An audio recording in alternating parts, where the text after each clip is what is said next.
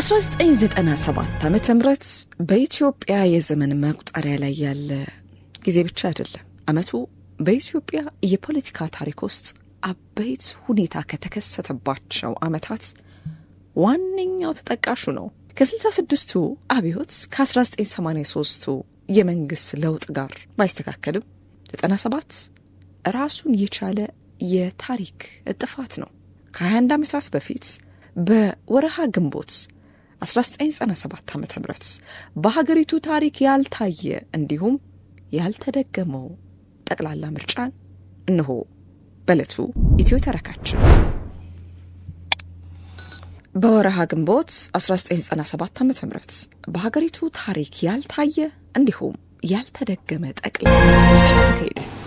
ከነገ ጀምሮ ለአንድ ወር ሰልፍና ከቤት ውጭ የሚደረግ ህዝባዊ ስብሰባ የተከለከለ መሆኑን በዚህ አጋጣሚ ለማሳወቅ ወዳለሁ። የኢትዮጵያ ህዝቦች አብዮታዊ ዲሞክራሲያዊ ግንባር ኢህአዴግ ስልጣን ከያዘ በኋላ የተካሄደው የሶስተኛው አጠቃላይ ሀገራዊ ምርጫ ነው። ምርጫ 97 ቀደም ብለው ከተካሄዱት ምርጫዎች በመራጮች ብዛትም የላቀ ነበር። በ1987 እና በ1992 በተካሄዱት ምርጫዎች የተመዘገቡት መራጮች ቁጥር ከ21 ሚሊዮን በላይ ሲሆን በ97 የተመዘገቡት ደግሞ 27.3 ሚሊዮን ነበር። ከአንድ ዓመታት በፊት የተካሄደው ይህ ምርጫ ከቀድሞቹ የሚለየው ግን በመራጮች ቁጥር ብቻ አልነበረም። ሚያዝያ 29 1997 ዓመተ ምህረት መስቀል አደባባይ ገዢው ፓርቲ የምርጫ መለያ የሆነ የንብ ምስል የታተመበት ቲሸርት በለበሱ ሰልፈኞች ተሞልቷል።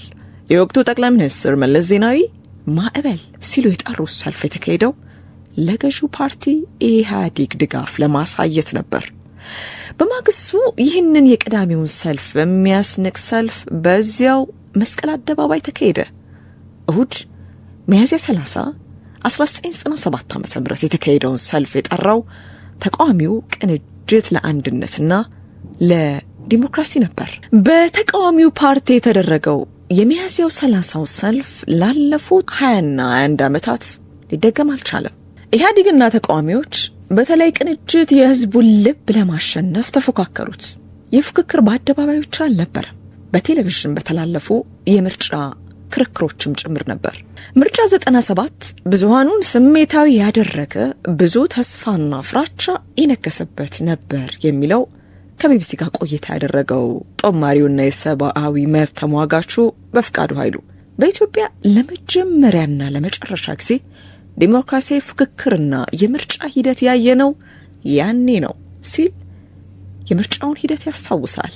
ቢቢሲ በዚህ ዘገባው ሊያነጋገራቸው በሃርቫርድ ዩኒቨርሲቲ የሰብአዊ መብቶች ፕሮግራም ተባባሪ ዳይሬክተር የሆኑት ዶክተር አብዳር ኢብራሂም በበኩሉ ምርጫ 97 በኢትዮጵያ የምርጫ ታሪክ ውስጥ በጣም ዲሞክራሲያዊ ምርጫ ነበር ይላል። የታሪክ ተመራማሪው ጆን አውኒክ ምርጫ 97ን ሲገልጹት ምርጫው ምንም እንኳን አወዛጋቢና ጉድለት የነበረበት እንዲሁም ለተቃዋሚዎች ትልቅ ስኬትን ያስገኘ ቢሆንም አጠቃላይ የዲሞክራሲ ሂደትን ቀውስ ውስጥ ከቷል ይላሉ።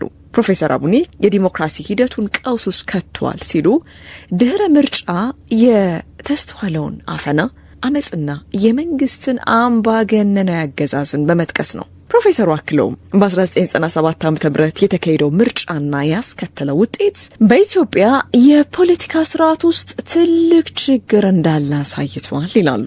ከአፄ ኃይለ ሥላሴና ከወታደራዊ ስርዓት በኋላ ማዕከላዊ አምባገነንነት አልጠፋም፣ ነገር ግን ምናልባት በአዲስ መልክ እየተፈለሰፈ መሆኑን አሳይቷል ሲሉ ያክላሉ። ፕሮፌሰር አቡኔ ከኢህአዴግ ወደ ስልጣን መምጣት በኋላ ከተካሄዱት ምርጫዎች ውስጥ የ97ቱ ምርጫ እጅግ ወሳኝና ውጤታማ ምርጫ ነበር ማለት ይቻላል ሲሉም ያክላሉ። ሰዎች ለውጥ ሊኖር እንደሚችል ተሰምቷቸው ለብዙ ሰዓታት በምርጫ ጣቢያዎች ተሰልፈው ለመምረጥ ተዘጋጅተዋል የሚሉት ፕሮፌሰሩ ይህ በራሱ ለሀገሪቱ ዲሞክራሲ ትልቅ ትርፍ ነበር ሲሉ ምርጫውን ይገልጹታል። መጨረሻው በእንከኖች የተሞላ የሰው ህይወትን የበላና የሀገሪቱን የዲሞክራሲ ሂደት ወደ ኋላ የመለሰ ቢሆንም ምርጫ 97 ኢትዮጵያ እስካሁን መድገም ያልቻለችው ትልቅ ክስተት ሆኗል። የቀድሞ ጠቅላይ ሚኒስትር መለስ ዜናዊና ጓዶቻቸው ዲሞክራሲ በአንድ ጀንበር አይመጣም፣ የሚሉት ብሂል ነበራቸው።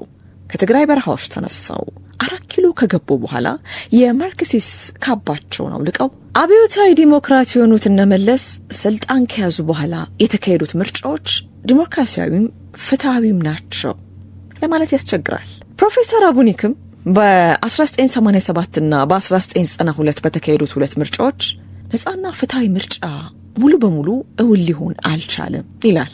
ነገር ግን ኢህአዴግ በ1997 ምርጫ መባቻ ለዲሞክራሲያዊ ምርጫ ፉክክር መደላደሎችን መፍጠሩ እንደማያከራክር ያነሳል። የሰብአዊ መብት ተሟጋቹ በፍቃዱ ኃይሉ ከምርጫው በፊት በነበሩት 10 ዓመታት ገደማ የዲሞክራሲ ምህዳሩ አንጻራዊ ስፋት እያሳየ የመጣበት ጊዜ ነበር ሲል ከ1997 በፊት ያሉትን 10 ዓመታት ይገልጻቸዋል።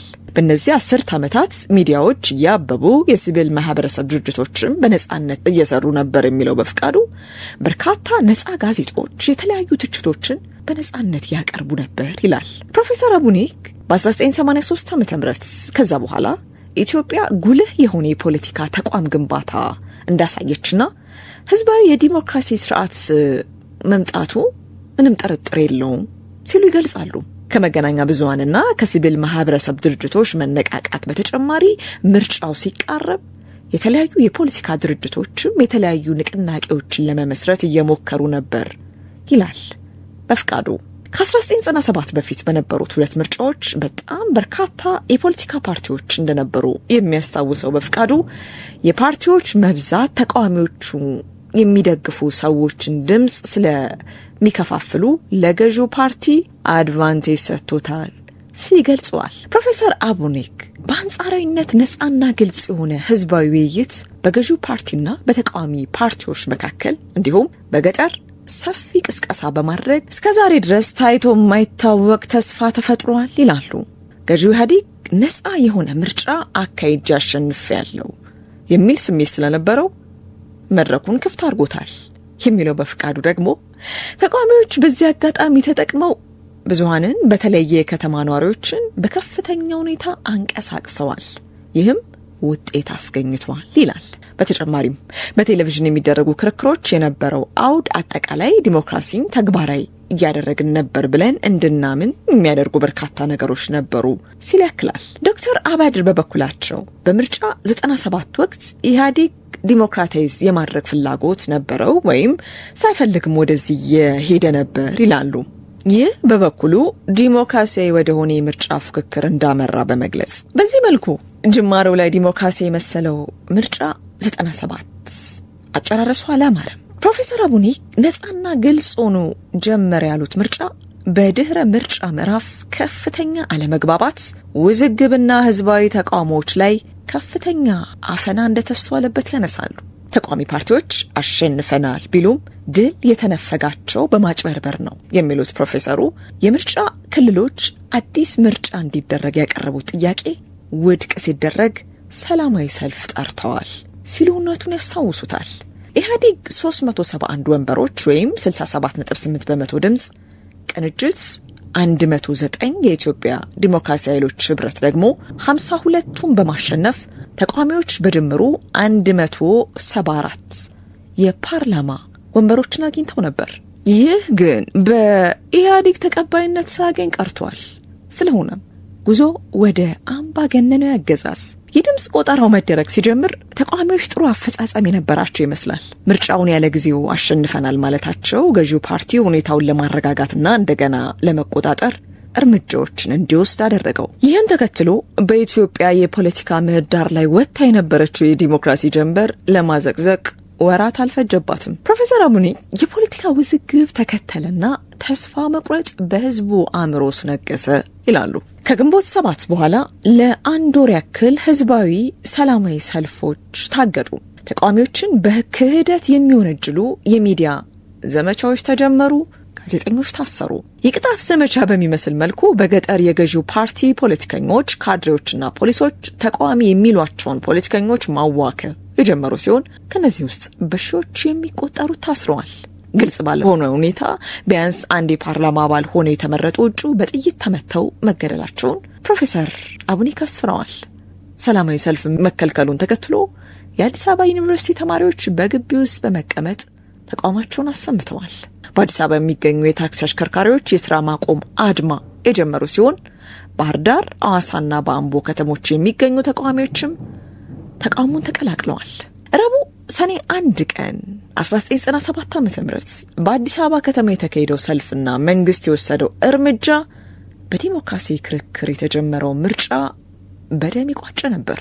በከተማዋ የሁለተኛ ደረጃ ተማሪዎችና ወጣቶች የጀመሩትን ሰልፍ መንግስት በማንኛውም መንገድ እንዲቆጣጠሩት ትዕዛዝ መስጠቱን ተከትሎ የተቃውሞ ሰልፍ ወደ ቀውስ ተቀየረ። የመንግስት ኃይሎች በወሰዱት እርምጃ በርካታ ሰዎች ሲገደሉ፣ በመቶዎች የሚቆጠሩ ደግሞ ለእስር ተዳርገዋል። ምርጫው በኢትዮጵያ ፖለቲካ ውስጥ እጅግ ፉክክር የታየበት ነገር ግን ውጥረት የበዛበት ወቅት ነበር የሚሉት የህግ ምሁሩ ዶክተር አደም ካሴ ከቢቢሲ ጋር በነበራቸው ቆይታ በርዕዮተ ዓለምም ሆነ በስልጣን ደረጃ የዜሮ ድምር ስሜት የተሰማበት ወቅትም ነበር ሲሉ ተናግረዋል። ኢህአዴግም ሆነ ተቃዋሚ ፓርቲዎች ፈረጃ ውስጥ ገቡ፣ እንዲሁም ምርጫውን ሁሉም ማሸነፍ ፈለጉ ሲሉ ያክላሉ። ስለዚህ ማሸነፍ ወይም የመሸነፍ እድሉ ከፍተኛ ነበር፣ ይህም ከምርጫው ቀን በኋላ ለተፈጠረው ሁከት መነሻ ሆኖ ፈጥሯል ሲሉ ውዝግቡን ተከትሎ የመጣውን ቀውስ ያብራራሉ። ጦማሪው በፍቃዱ ኃይሉ በበኩሉ ድረ ምርጫውን ተከትሎ የመጣው ሁከትና ቀውስ የኢህአዴግ ድንጋጤ ውጤት ነው ይላል። ኢህአዴግ ከምርጫው በኋላ ያሳየው ባህሪ ጸረ ዲሞክራሲያዊ መሆኑንም ያክላል። ከዚያ በኋላ በተቃዋሚዎች ላይ ያደረጉትን አፈና የሚያስተባብሉት ለሰላም ሲባል የተደረገ ነው ብለው ነው። ምንም ማስተባበያ ቢሰጡና ከዚህ በኋላ ህዝቡ መቆጣጠር ቢችሉም በወቅቱ የተፈጠረባቸው ድንጋጤና ከስልጣን ሊያወርዱ ነበር የሚለው እምነት በጣም አስደንግጧቸው ጭቆና ውስጥ ገቡ ሲልም ያብራራል። ለዚህም በማሳያነት የሚጠቅሰው ከምርጫው 3 ዓመታት በኋላ በፓርላማ የወጡትን ህጎች ነው። የጸረ ሽብር አዋጅ፣ ከውጪ ፈንድ እንዳይቀበሉ የሚያደርገውና ብዙ የአሰራር ማነቆችን ያደረገው የሲቪል ማህበረሰብ ድርጅቶች አዋጅና የሚዲያ ህጎች የሲቪክ ምህዳሩን ፍጹም እንዳጠበበው ያክላል። ይህን ተከትሎ መጀመሪያ ያንን ምህዳር እንዲሰፋና ለበሰለ የምርጫ ፍክክር ብቁ እንዲሆኑ ያደረጉትን ነገሮች በሙሉ ሚዲያው፣ ሲቪል ማህበረሰቦች እንዲሁም የፖለቲካ ፓርቲዎች ራሱ ከዚያ በኋላ ተዳከሙ ሲልም ይገልጻል። ይህ እንደ ስለ ልጅ ሊደገም ያልቻለው የምርጫ ሂደትን በሚመለከት ዶክተር አባድር ከ1997 በኋላ ኢህአዴግ ፍጹም ወደሆነ አምባገነናዊ ስርዓት እንደገባ ይገልጻሉ። ለዚህም ማሳያ የሚሆኑት ከ1997 በኋላ የተካሄዱት ምርጫዎች ናቸው። ኢህአዴግ በ2002 የተካሄደው ምርጫ 99.6% ማሸነፉን በጊዜው አስታውቋል። ከዚያ በኋላ የተካሄደውን የ2007 ምርጫን ያሸነፈው ደግሞ 82.4% ነበር። ለበፍቃዱ ኃይሉ ኢህአዴግ በ2002 እና በ2007 የተካሄዱትን ምርጫዎች በሰፊ ልዩነት ከማሸነፉ በላይ አስገራሚው ነገር ፓርቲው ያገኘው የመራጮች ድምጽም ብዙ መሆኑ ነው። የፓርላማ መቀመጫዎችን ማሸነፉ ብቻ አይደለም የሚያስደንቀው፣ ድምጹ ራሱ ቢቆጠር ከ90 ወይም 85% በላይ ነው ኢህአዴግ እያገኘ የነበረው ይላል። በማንኛውም ዲሞክራሲያዊ ምርጫ የማይቻል ነው አንድ ፓርቲ ከ80% በላይ ድምጽ ሊያገኝ አይችልም የሚለው በፍቃዱ 51% ድምጽ አግኝቶ ሁሉንም የምክር ቤት ወንበር ሊያሸንፍ ይችላል። በየምርጫ ጣቢያው በአንድም በሁለትም ድምጽ እየበለጠ ሊሆን ይችላል። ነገር ግን ይሄ ድምጽ በራሱ ሰፊ ልዩነት ነው፣ ስለዚህ ይህ ትክክል አይደለም ሲልም ያስረዳል። ይህንን ሲያብራራም የሚያሳየው ምንድነው? የተሳተፈውም የመረጠውም የገዢው ፓርቲ ደጋፊ ነው። አለበለዚያ ሌላው ተጨቁኗል፣ አማራጭ እንዳይኖረው ተደርጓል፣ ከዚያ ደግሞ መራጮች በብዙ መልኩ ተገዝተዋል ሲልም ይገልጸዋል። ከዚህ በተጨማሪ በእነዚህ ምርጫዎች በዚያ ጊዜ እንዳየነው የተቃዋሚ ፓርቲዎች አሁን እንደምናየው ትንኮሳ ሳይደርስባቸው ደጋፊዎቻቸውን ማነቃነቅ አልቻሉም ሲልም ይገልጸዋል። ከምርጫ 97 በፊት ኢህአዴግ ዲሞክራታይዝ የማድረግ ፍላጎት ነበረው ወይም ሳይፈልግም ወደዚያ እየሄደ ነበር የሚለው ዶክተር አባድር ኢብራሂም በበኩሉ ኢህአዴግ ከ1997 ምርጫ በኋላ ግን ዲሞክራሲ እንደማይሆነው ግልጽ የሆነ ውሳኔ ላይ ደርሷል ሲል ከምርጫው በኋላ የተከሰተውን አበይት ለውጥ ያስታውሳል። ከዚያ በፊት ዲሞክራታይዝ እናደርጋለን ከዚያ ምርጫ እናሸንፋለን አይነት ስሌት ነበር የነበራቸው። ከ97 በኋላ ግን ዲሞክራታይዝ የማድረግ ፍላጎት ጭራሽ ነው አልነበራቸውም። ከ97 በኋላ ዲሞክራሲ አማራጭ አልነበረም ሲልም ያክላል። ኢህአዴግ 99% ያሸነፈው ድባቡ ስለተቀየረ ወይም ተቃዋሚዎች ስለተሳተፉ አይደለም። 97% ማሸነፍ ስለሚፈልግ ነበር። 1% ለመልቀቅ ፍላጎት አልነበረውም። ልማታዊ የሆነ ግን ደግሞ ፈላጭ ቆራጭ የሆነ መንግስት መገንባት ነበር ከ97 በኋላ ፍላጎታቸው ሲል ድህረ 97 የነበረውን የሀገሪቱን ስርዓተ መንግስትና ፖለቲካ ያስረዳል። ዶክተር አባድር ከ97 በኋላ የነበሩት ምርጫዎች ዲሞክራሲያዊ አለመሆናቸውንም ያክላል። ለዚህም በአስረጅነት የሚጠቅሰው የምርጫ ሂደት ምን ያክል አሳታፊና ፍክክር የታየበት ነው የሚለውን በማንሳት ነው። በ1997 የምርጫ ሂደት የታየው የተሳትፎ መጠን እንዲሁም የፍክክር ደረጃ፣ ይህም ማለት ገዢው ፓርቲ ከተቃዋሚዎች ጋር ሲነጻጸር ያገኘው ድምጽም ለሂደቱ ለዲሞክራሲያዊነቱ ማሳያ ነበር።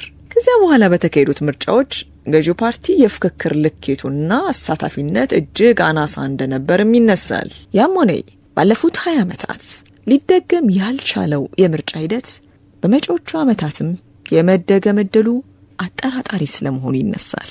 እርሶስ በዚህ ሀሳብ ላይ ስማሙ ይሆን?